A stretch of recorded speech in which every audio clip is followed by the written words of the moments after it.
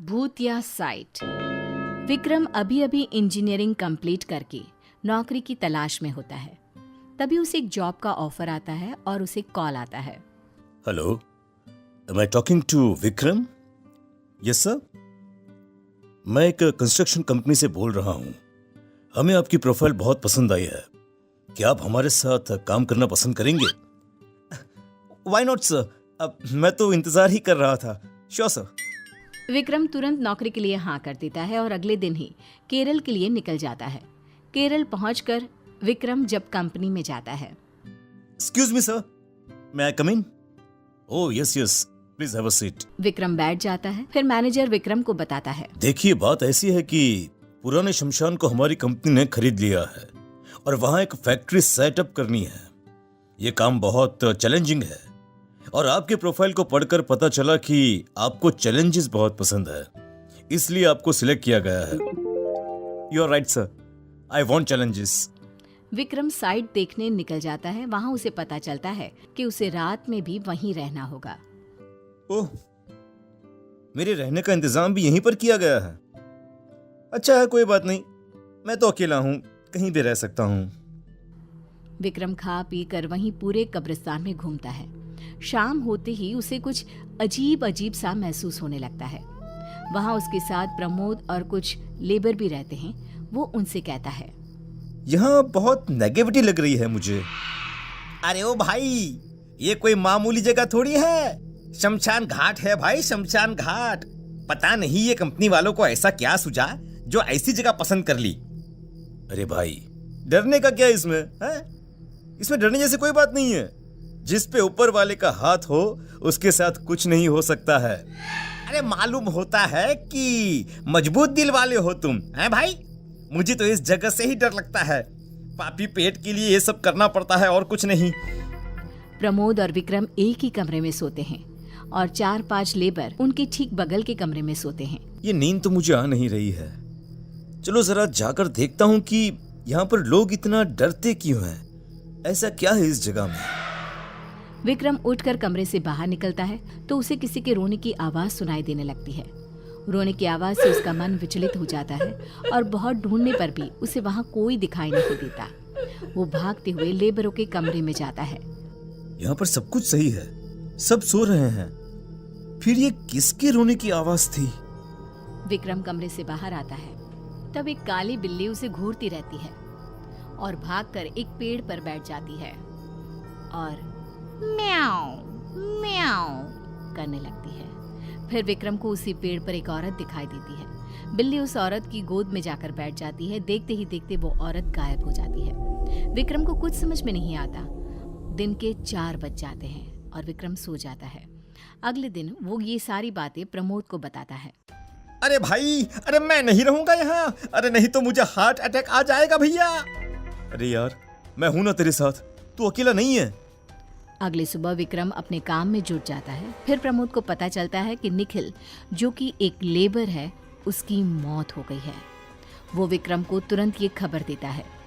अरे नहीं नहीं विक्रम भैया, पुराने लोग सही कहते हैं। अरे ऐसी जगहों से दूर ही रहना चाहिए। निखिल की मौत हो गई ना, किसी को भी नहीं पता चला वो कैसे मरा। बाकी मजदूरों का कहना है कि यहाँ रूहें घूमती रहती हैं। लेबर लोग बोल रहे थे कि वो लोग यहाँ से चले जाएंगे। जिसको जाना है वो जाए, मैं इन सब में विश्वास नहीं करता हूँ। मैं इस प्रोजेक्ट को पूरा करके ही यहाँ से जाऊंगा। सभी लेबर प्रमोद और विक्रम के साथ निखिल की बॉडी का दाह संस्कार करते हैं। अंतिम संस्कार पूरा होते ही उसी शाम सभी लेबर विक्रम के पास आकर कहते हैं, अब देखिए साहब, ऐसे जोखिम में हम यहाँ पर नहीं रह सकते हैं। कल का सूरज निकलते ही हम सब अपने अपने गांव चले जाएंगे। हाँ। रात को निखिल की मौत से विक्रम को बेचैनी हो जाती है। उसे लगता है मानो कोई उसे आवाज दे रहा हो। वो कमरे से बाहर निकलता है। फिर उसे महसूस होता है कि कोई उसका पीछा कर रहा है। थोड़ी देर चलते हुए उसे ये एहसास हो जाता है कि कोई आत्मा उसके पीछे है। फिर वो उसी जगह पहुंच जाता है जहां उसने निखिल की लाश को आग लगाई थी। थोड़ी ही देर में बहुत सारी आत्माएं उसे घेर कर खड़ी हो जाती हैं। विक्रम अपनी जान बचाने के लिए कमरे की ओर भागता है और पसीने से भर जाता है। फिर बेहोश हो जाता है। अगली सुबह प्रमोद उसे इस हालत में देखकर पूछता है, अरे ओ भाई, अरे तुम फर्श पर क्या कर रहे हो वहां पर? यार मुझे माफ कर दे। तुम लोग सच ही कह रहे हो, आत्माएं होती हैं, हमें कुछ करना होगा। किसी भी तरह हम दोनों को यहां से निकलना होगा, वरना सभी लेबर आज चले जाएंगे और हम दोनों यहां पर अकेले रह जाएंगे। सर, पर ये लेबर नहीं जा रहे हैं, उन्होंने अपना फैसला बदल दिया है। जब मैं नहीं डर रहा तब आप कैसे डर सकते हैं? अरे ऐसी बात नहीं है प्रमोद भाई, तुम मेरी बात समझ ही नहीं रहे हो। कल रात जो हुआ तुम सोच नहीं सकते हो, मैंने किस तरह से खुद को बचाया है। विक्रम सारी बातें प्रमोद को बता देता है। प्रमोद की रूह कांप उठती है। अरे सर, मैं तो कहता हूं कि जिसको यहाँ पर रहना है रहने दो, हम चलते हैं यहाँ से। चलो अभी निकल चलते हैं। विक्रम और प्रमोद अपना सामान बांध कर निकलने लगते हैं, लेकिन लेबर उन्हें घेर लेते हैं और जाने नहीं देते। साहब, आप लोग नहीं जा सकते हैं। अरे भैया, हम तो जा रहे हैं, जिन्हें मरना है वो मरे यहाँ पर। हम तो कब के मर चुके हैं साहब, अब क्या मरेंगे? मरने की बारी अब तुम लोगों की है। इतना कहते ही सारे लेबर भूत प्रेत में बदल जाते हैं। अरे मेरे लेबर कहाँ गए? इन लोगों को हमने कल ही मार दिया था। ये जगह हमारी है, तुम इस जगह को हमसे छीन नहीं सकते हो। भूत प्रेत विक्रम और प्रमोद को घेर कुत्ते की तरह उनकी बोटियां नोचने के लिए उतावले रहते हैं। सब मिलकर प्रमोद के ऊपर चढ़ जाते हैं। प्रमोद चीखता चिल्लाता है, लेकिन विक्रम कुछ नहीं कर पाता।